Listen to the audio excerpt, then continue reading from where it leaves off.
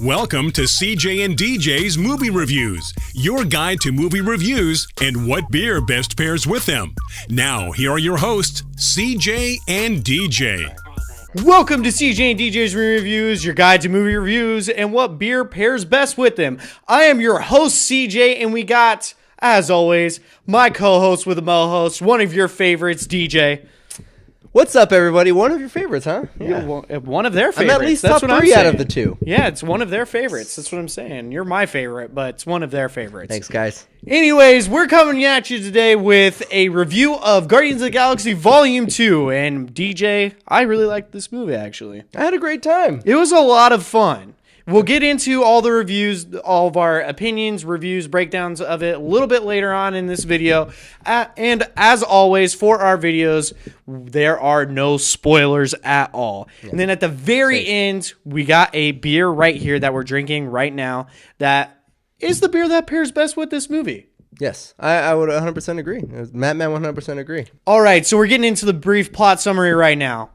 Now, Guardians of the Galaxy Volume 2 catches us up with our favorite group of Guardians as they go and complete a job for a bunch of jerk gold people.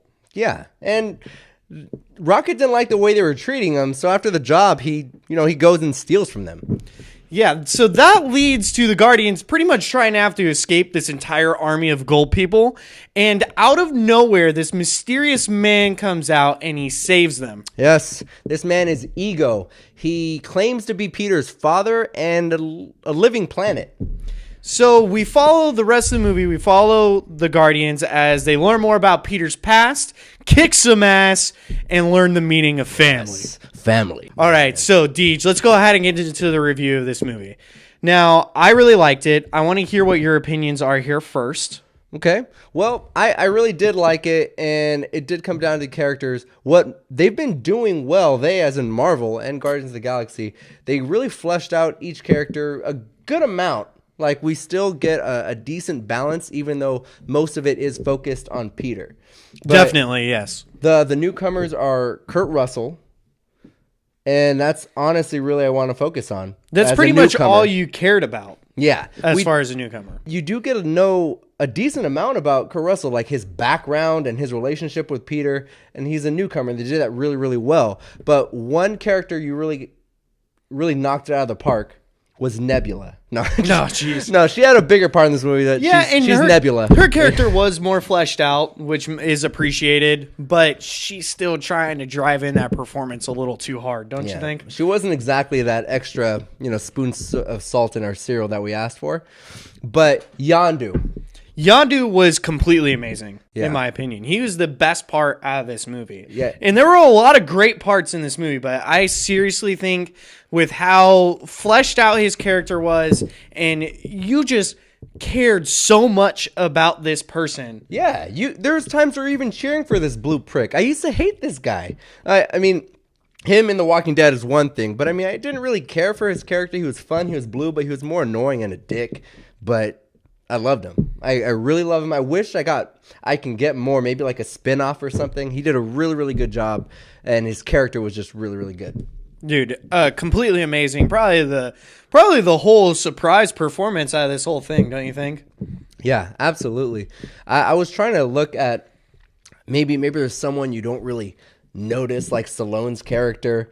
He didn't do that much for me. I mean, he was cool, but a big front runner. He is one of the Guardians of the Galaxy's the stars, Yondu. He stole the show as someone who's not the main cast, but also just is one of the heroes now. I like him. He was great. So as far as the characters are probably your favorite part of this movie, right? Which is definitely the driving force of this movie. It's an ensemble movie, and to really make this movie perform, you needed to love the characters, which they did very well, right? Do you have any other positives that you want to touch on? On the characters, Drax, once again, hilarious. I laughed him all the time. He was a lot more of just comic relief, which bothered me a little bit. Baby Groot was adorable, but I kind of thought, personally, I mean, you're going to love him. There's not going to be any negative parts about him, but personally, I kind of felt they used it pretty strong. Like, hey, look how cute Baby Groot is. Yes. I was thinking about how cute Vin Diesel is because he did a lot of the motion capture. Yeah, that's right. And it looked like He was doing the motion capture for Baby Drew a lot of the times. No, but it was pretty cool. But my favorite part has honestly got to be the special effects and the action, but mainly part of the action was the special effects. The action wasn't quite as good as the first one because there was a little bit more variety. You get a little bit of hand-to-hand. There's a lot of different enemies coming from all angles. But this one, it's some of the best space battles that I've seen in a while. Personally, the special effects were really big, cool, colorful, super fun. I thought they were really good. The visual aspect of the whole movie was just fantastic. Lots of bright colors popping in your face. Yes, I'm so glad we were sober. It was almost. It kind of got to the point. They were like kind of reaching the point of sensory overload as far as the colors were going. Don't you think? Yeah. Like, it was so bright and poppy. There were some points in the movie where you're like, man, this is crazy. It's like a visual orgasm happening. And it was, I mean, you can see it here in the poster, Yondu's arrow. It was like a neon light show when you got to see it in action. Exactly. So many of other things. But aside from just the light shows, when the characters are with Ego and they're on a planet, and this planet is one of the most beautiful planets I've ever seen. Definitely. It reminded me a little bit of when I was watching, was it called Nowhere? That head in the first movie? Right. Mm-hmm. So the celestial being.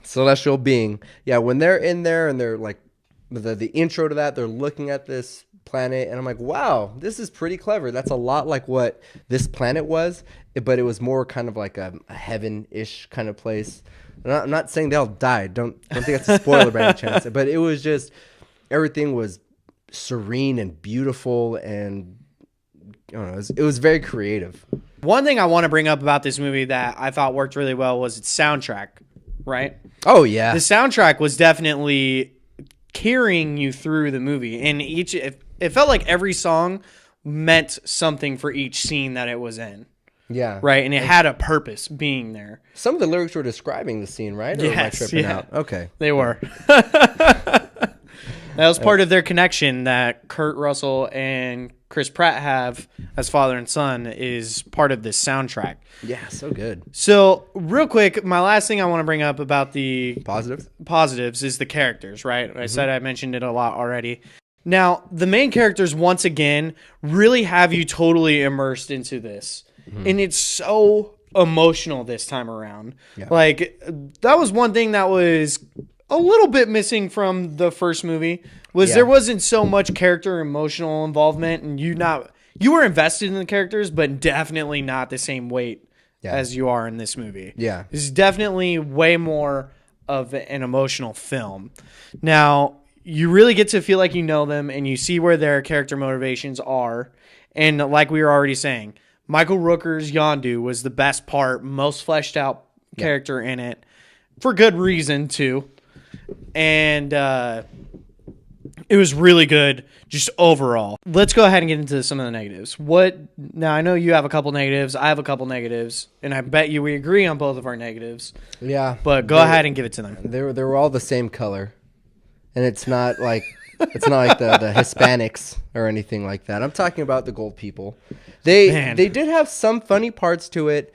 They were the weakest part, though.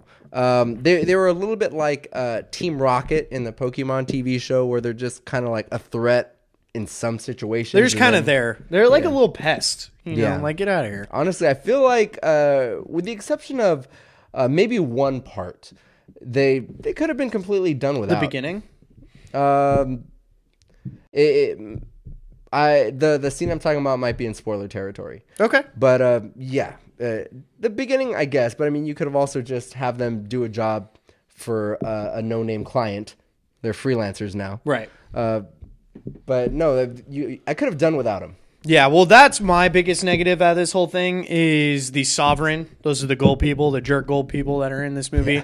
Yeah. It just felt like they were necessary to the plot, I guess, but as far as really wanting to care about your villain that's in the movie, they sucked. Yeah. And honestly, like the whole time, every time that they popped up out of nowhere, you're like, get out of here. I want to get back to the emotional context of the main characters, because that's who you're invested in. And you seriously did not want those gold people in the movie. Yeah. Now that I'm rethinking about it, there's probably everybody in the entire movie besides the gold people that you're emotionally invested in. Exactly. Everybody was really well done there. There's not just a villain for villain's sake, with the exception of them. This is what I've been saying, man. Okay. When we were talking about this before. Big dip. It's not good. The other negative that I want to bring up, and so really kind of small, minor negative, but it still came up while I was watching the movie. Was it me, or were there some parts that felt like they were forced humor? Because there are a lot of emotional, serious parts in the movie that you're really encapsulated in, and you'll kind of have one of the characters just make this one-off joke, and it felt like it lost some of the power of the scenes when it would happen. Yes. I remember two parts. I'm not going to exactly say what they were, but you're like, okay, this is stupid. Right next to me, I'm like, yeah.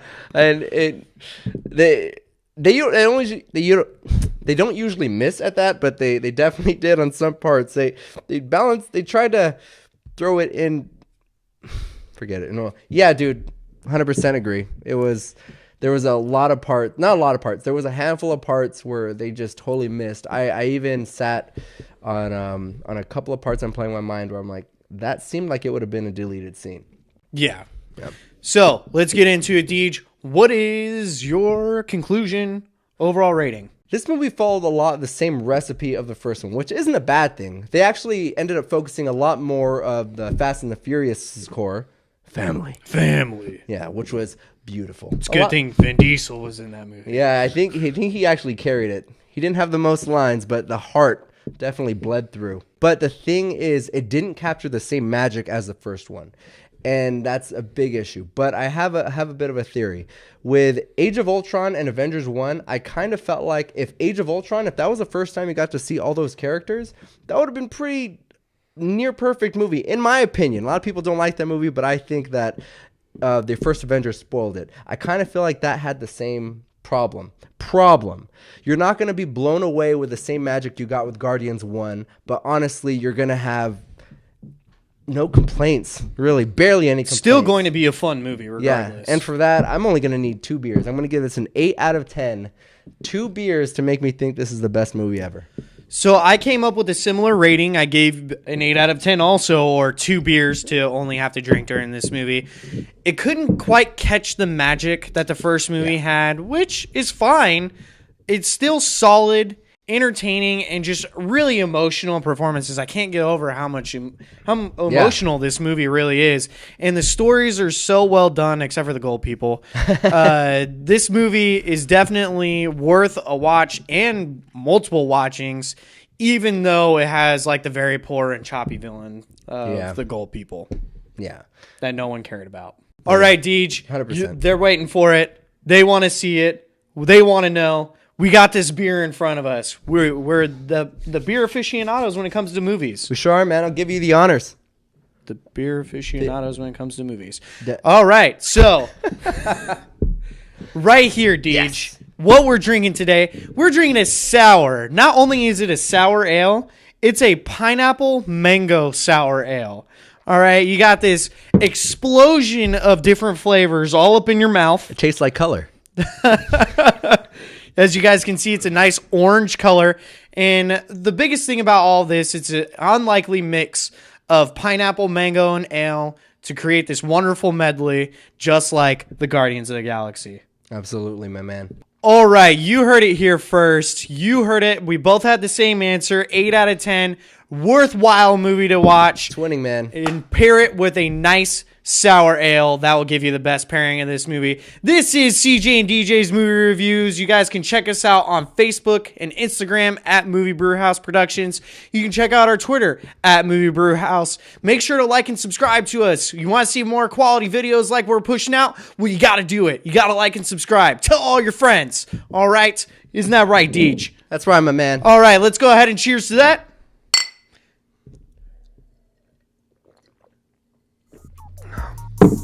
This is CJ and DJ's Movie Power Hour, signing off. Man, that's sour. Bye.